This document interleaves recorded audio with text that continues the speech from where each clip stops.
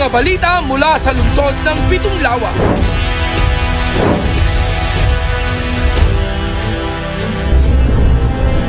Mga pabatid mula sa alkalde sa mga tanggapan ng lokal na pamahalaan at pangnasyonal.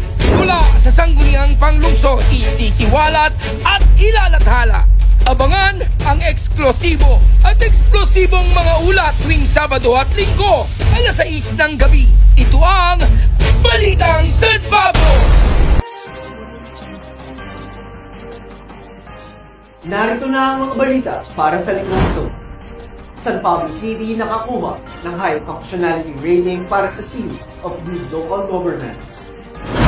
Congressman Ben Amante dumalo sa 3rd SONA. City Administrator Larry S. Amante nagbigay ng mga wheelchairs at walking canes. Congressman Loreto S. Amante nagsagawa ng medical mission program para sa mga barangay ng CNP.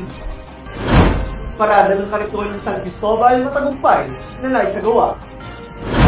Matagumpay na medical mission sa San Gabriel pinamuluan ni Chairwoman Madette Amante. Magandang araw, lungsod ng San Pablo. Magandang araw, San Pableños. San Pablo City nakakuha ng high functionality rating para sa Seal of Good Local Governance. Para sa mga detalye narito, si Alan Darwin Paborito.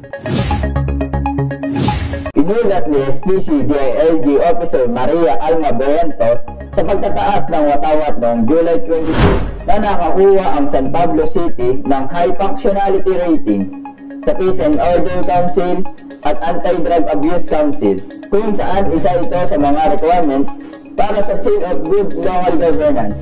Samantala, pasok muli sa pangalawang pagkakataon ang Sendro San Pablo at ang Solid Waste Management Office sa Manila Rehabilitation and Preservation Assessment.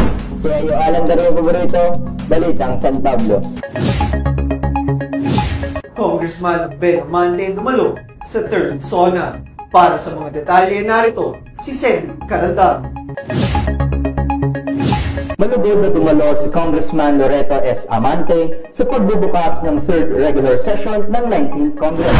Galing sa bayang ikatlong State of the Nation address ni Pangulong Ferdinand R. Marcos Jr. noong Hulyo 22 sa Batasang Pambansa, Quezon City. Kasama ng butihing kinatawa ng ikatlong distrito ng Laguna ang kanyang may bahay na si Chairwoman Madette Amante at mga anak na sina Misha, Marie at Daniel. CIO Cedric Carandang, Balitang San Pablo. City Administrator Larry S. Amante nagbigay ng mga wheelchairs at walking canes.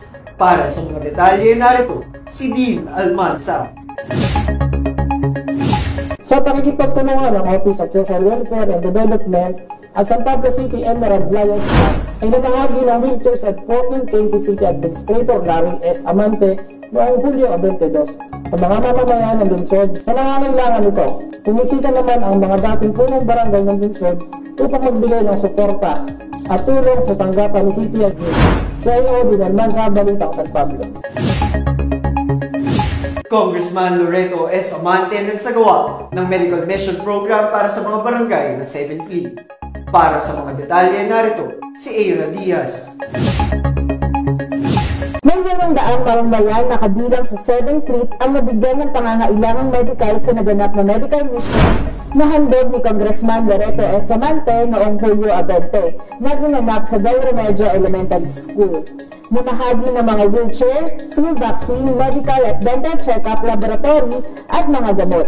Ang health program na ito ay sa pakikipagtulungan ni House Speaker Ferdinand Martin G. Romualdez, Mayor Vicente B. Amante at City Health Officer Dr. James Minto. CIO Eira Diaz, Balitang San Pablo. Parada ng Kariton ng San Cristobal matagumpay na naisagawa. Para sa mga detalye narito, si Team Mexica.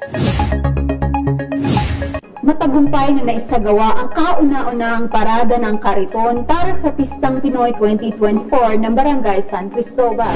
Sa pamumuno ni Chairman Dembong Pelesmino, kanyang may bahay na si Kapitana Shirley Pelesmino at Vocal Bench Stephen Pelesmino, at sa pakipagtulungan ng Sangguniang Kabataan at Sangguniang Barangay ng San Cristobal. Ayon kay Chairman Bembong, ito ay pagunita at pasasalamat ng buong barangay sa kanilang patron na si San Cristobal. At sa mga biyayang natatanggap, pangunahin na ang hanap buhay na pang-agrikultura. CIO Team Mexica, Balitang San Pablo. Matagumpay na medical mission sa San Gabriel pinamunuan ni Chairwoman Madet Amante. Para sa mga detalye, narito si Lloyd Arias. Pasasalamat ni Chairwoman Madet Amante sa lahat ng nakiisa sa matagumpay na medical mission noong July 20 sa Barangay San Gabriel sa pagtulungan ng Drugstore Association San Pablo at sa tulong na rin ng mga BHW, PNS, Sangguniang Barangay, San Gabriel Workers, City Health Office at mga chairman ng 2A, 2B, 2F, San Miguel, San Bartolome, Santiago 1, Santiago 2, Bautista at Atisan. Pagkasalamat rin kay Congressman Loreto S. Amante, Mayor Vicente B. Amante, at mga doktor na naglaan ng kanilang oras. CIO Lloyd Arias, Balitang San Pablo.